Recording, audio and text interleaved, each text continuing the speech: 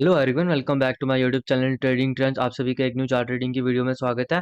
Bank Nifty अगर देखो continuously एक रेंज में ट्रेड कर रहा है वन डे टाइम फ्रेम में, वो भी मैं आपको दिखाऊंगा। देखो कंटिन्यूसली जब भी मैं चार्ट ट्रेडिंग शुरू करता हूँ, मैं आपको हमेशा एक चीज बोलता हूँ, पहले आपको एक ओवरव्यू सिनेरियो पता होना चाहिए कि मार्केट की जो ओवरऑल ट्रेंड है वो क्या है। वो कैसे हमें पता चलेगा? जब हम मल्टीपल टाइम फ्रेम एनालिसिस करेंगे। देखो बेस्ट रहता है कि वन वीक का, तब देखो जब वीक खत्म हो जाए तो बेसिकली आपको वन डे का आपके माइंड में चार्ट हर टाइम आपके माइंड में इम्प्लांट होना चाहिए, ताकि आपको पता होना चाहिए कि मार्केट कब बड़ी मूवमेंट कर सकता है। क्योंकि बीच रेंज में ट्रैप होने की पॉसिबिलिटी काफी ज्यादा होती है। बीच रेंज में आप पैसा नहीं बना पाओगे बीइंग ऑप्शन बायर।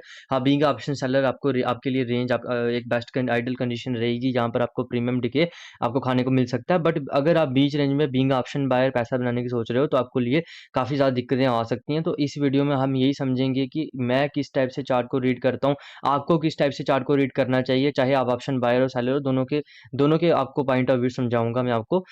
चलिए शुरू करते हैं। देखो पहले समझो अभी हो क्या रहा है। बैंक निफ्टी अगर देखो कंटिन्यूसली जो हमारे पास इंपॉर्टेंट सपोर्ट बनी हुई है 52,000 का साइकोलॉजिकल लेवल, जब तक bank Nifty daily time frame में इसके नीचे क्लोजिंग नहीं करता तो ये एज अ इंपॉर्टेंट सपोर्ट की तरह काम करेगा। और ऊपर वाली साइड अगर आप देखो तो ये वाला जो जोन है 52,706 से लेके 52,850 तक के बीच का जो जोन है, ये एक इंपॉर्टेंट रेजिस्टेंस जोन की तरह एक्ट कर रहा है। और कंटिन्यूसली बैंक निफ्टी यहीं पर अगर आप देखो तो यहीं पर आके रेजिस्टेंस ले रहा है और इसी लेवल के पास आके कहीं से यहाँ पर घूमने के बाद इस जोन के बीच में आके क्लोजिंग कर देता है। कंटिन्यूसली अगर आप देखो क्लोजिंग आपको लगभग इस जोन के बीच में ही आपको मिल देखने को मिल रही है, इस जोन के मिडल में। जब तक बैंक निफ्टी इसके ऊपर या इसके नीचे क्लोजिंग नहीं करेगा आपको बड़ी मूवमेंट देखने को नहीं मिलेगी। देखो याद रखना, वन डे टाइम फ्रेम में क्लोजिंग बहुत इंपॉर्टेंट होती है। इस दिन भी अगर आप देखो यहाँ से ब्रेक डाउन देखने को मिली, यहाँ पर ब्रेकआउट देखने को मिली, बट क्लोजिंग बैंक निफ्टी ने इसके बाहर नहीं की या इसके नीचे नहीं की, इस वजह से क्या आपको मूवमेंट देखने को नहीं मिली।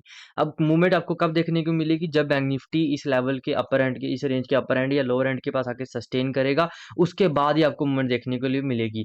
अब अगर आप देखो तो 5 मिनट टाइम फ्रेम में अगर हम देखें, पहले 5 मिनट से पहले आपको थोड़ा-सा 15 मिनट टाइम फ्रेम दिखा देता हूँ, थोड़ा-सा बिगर पिक्चर दिख जाएगी आपको। अब समझो जैसे कि आपको मैं कंटिन्यूअसली बता रहा हूँ, ये जो ज़ोन है, जो पैटर्न हमारे लिए रेजिस्टेंस की तरह काम कर रहा है। और नीचे वाली साइड अगर आप देखो तो अभी फ़िलहाल हमारे लिए ये एज़ अ इम्पोर्टेंट सपोर्ट की तरह काम कर रहा है। बट जैसे ही ट्रेडिंग थोड़ी और हो जाती है ना, अब क्या हो रहा है, हमारे पास एक एक्स्ट्रा हमें सपोर्ट देखने को मिली है, जो कि है लगभग ये 52,200 के पास-पास की। अगर बैंक निफ्टी यहाँ पर आके सस्टेन करता है, ये भी कंडीशन के अकॉर्डिंग मैं बता रहा हूँ, कंडीशन क्या है देखो आप, यहाँ पर अगर आप देखो तो जो मेन रेंज जो अच्छी खासी मार्केट ने जो ट्रेड किया मैक्सिमम, वो इधर इस रेंज के बेस ट्रेड किया। वो रेंज कौन सी है? 52,100 से लेके 52,700 से 800 के बीच बीच की रेंज है। तो बैंक निफ्टी ने इस पर्टिकुलर रेंज में, जब आप छोटे टाइम फ्रेम में आओगे तो आपको आपको क्लियर पिक्चर दिखती है। मैं आपको यही समझाता हूँ कि आपको छोटे टाइम फ्रेम में आके आपको पूरा क्लियर समझ आता है। जब आप बड़े से शुरू करते हो आपको एक ओवरव्यू देखने को मिलता है, बट जब आप छोटे में आते हो तो आपको एक क्लियर पिक्चर मिलती है बैंक निफ्टी क्या कर सकता है आने वाले टाइम पे।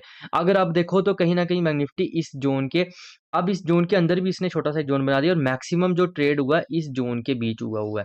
ठीक है? अब इस ज़ोन के बीच अगर आप देखो तो मूवमेंट कब आएगी? जब बैंक निफ्टी या तो अपर एंड के पास आके ट्रेड करेगा या लोअर एंड के पास आके ट्रेड करेगा, तभी आपको मूवमेंट देखने को मिलेगी। एक चीज़ आपको समझनी पड़ेगी, थोड़ा-सा मैं आपको 5 मिनट कैंडलस्टिक बिहेवियर समझाता हूँ। देखो क्या होता है, मैक्सिमम लोग ना चार्ट रीडिंग के टाइम पे आप कैंडल्स के बिहेवियर को नहीं समझते हो।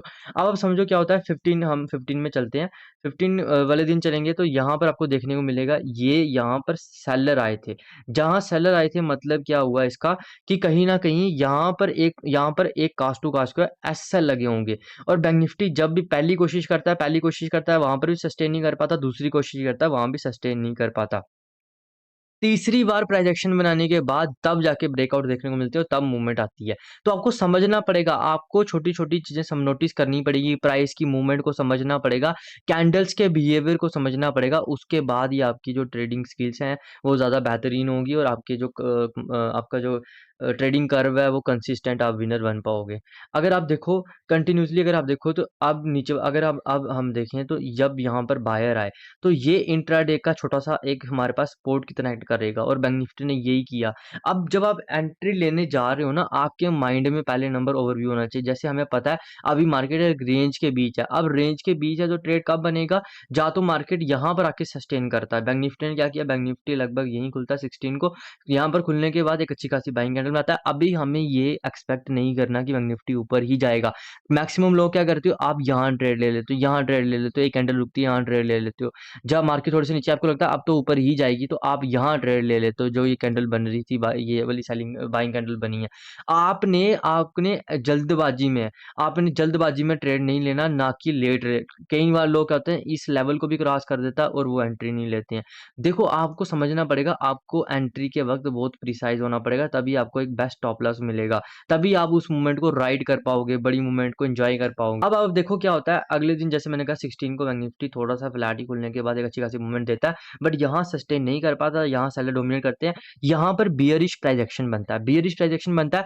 पर आपको पता होना चाहिए कल यहीं से तो बाहर आए थे, ये जो ज़ोन है ये इंपॉर्टेंट सपोर्ट की तरह काम करेगा। बैंक निफ्टी को आपको आने देना है, या तो इस रेंज के लोअर एंड के पास आने देना है, या रेंज के अपर एंड के पास आने देना है। उसके बाद ही आपने एंट्री लेनी है। अगर उससे पहले एंट्री लोगे, आप ट्रैप ही होगे। अब आप देखो, इस एक्सपायरी वाले दिन अगर ऐसी मूवमेंट होगी तो आपको क्या प्रीमियम बढ़ेगा? प्रीमियम ही आपको खा जाएगा, प्रीमियम ही आपको मार देगा। जो ऑप्शन सेलर हैं, वो ऊपर से भी सेल करके बैठे हैं, नीचे से सेल करके बैठे हैं, तो वो आपको जो ऑप्शन बायर आपके प्रीमियम को जीरो हो जाएगा at the end of the day, और आपको कहीं न कहीं बड़ा नुकसान हो जाएगा अगर आपने रिस्क मैनेजमेंट के साथ ट्रेड नहीं लिया होगा। देखो, समझना पड़ेगा, हर दिन ट्रेड लेना ज़रूरी नहीं है। ये भी एक बहुत इंपॉर्टेंट चीज़ है कि हर दिन एवरीडे ट्रेड करना कोई ज़रूरी नहीं है। आप हफ्ते में 4 दिन करो, अपना एक पहले रूल बनाओ। रूल क्या बनाओ? पहले नंबर क्या करो, सुबह के आप ना 2 घंटे ट्रेड करना शुरू करो। उसके बाद अगर आपको लगता है आप 2 घंटे कंफर्टेबल हो, आपको कोई प्रेशर नहीं आ रहा, कोई ऐसे रिस्क फील नहीं होता, कोई फ़ियर फील नहीं होता, उसके बाद आप 2.5 घंटे में शिफ्ट करो। आपकी सबसे बड़ी प्रॉब्लम क्या है? आप पूरे दिन ट्रेड लेते रहते हो, पूरे दिन देखते रहते हो, पूरे दिन देखना भी बैन है। अगर आपने देखा भी पूरे दिन, तब भी मार्केट आपको बुला लेगी। पूरे दिन देखना ही क्यों है मार्केट को? आप आओ, आपने 1 डेढ़ घंटे मैक्सिमम जो ट्रेड होते हैं, अगर आप देखो बैंक निफ्टी में जो मैक्सिमम ट्रेड बनते हैं लगभग 10:30 11 बजे, 11:30 से पहले अगर आप देखो सारे ट्रेड 80 से 90% ट्रेड अगर बैंक निफ्टी मूवमेंट करनी होती है तो 11:30 से पहले कर देता है। हाँ, कई बार होता है कि मूवमेंट बाद में आती है, बट अगर आप इसको मूवमेंट को छोड़ोगे, तभी तो आपका जो कई बार इतना बड़ा जो लॉस हो जाएगा उससे बच पाओगे। आप इसमें क्या करते हो? आप करते हो इसमें एवरेजिंग करते हो, आप हर चीज़ करते हो जिससे आपको लगे कि आपका लॉस कम होगा, बट अल्टीमेटली आप अपनी पूरी कैपिटल भी डुबा देते हो, और छोटा-मोटा जो प्रॉफ़िट किया होता है वो भी आपके हाथ से चला जाता है। देखो, प्रॉफ़िट सबको मिलता है, मेन चीज़ है आप सँभाल नहीं पाते। आपके अंदर वो पेशेंस नहीं है, प्रॉफ़िट को रखने का पेशेंस नहीं है, प्रॉफ़िट को सँभालने का पेशेंस नहीं है। तो आपको समझना पड़ेगा, अगर आपको छोटा-मोटा प्रॉफ़िट हो गया तो उस दिन एग्ज़िट करो, चाहे छोटा-मोटा लॉस हो गया एग्ज़िट करो। अगर आपको ट्रेड ना भी मिला, नो ट्रेडिंग डे भी रखो, कभी-कभी ऐसे रखो, महीने में 2 दिन ऐसे रखो, जब आप जानबूझ के ट्रेड करोगे ही नहीं। इससे आपकी थोड़ी एक डिसिप्लिन डेवलप होगा। जे अगर आपको एक सेल्फ कॉन्फिडेंट डिसिप्लिन डेवलप हो जाएगा, ऑटोमेटिकली आपका एक विनिंग एटीट्यूड बन जाएगा। अगर आपका विनिंग एटीट्यूड बन जाएगा, आपके मैक्सिमम ट्रेड्स आपके ठीक जाएँगे एज़ कम्पेयर टू जिसके पास विनिंग एटीट्यूड नहीं होगा। देखो, एटीट्यूड काफ़ी ज़्यादा स्ट्रॉन्ग वर्ड है, इसको आपको समझना पड़ेगा।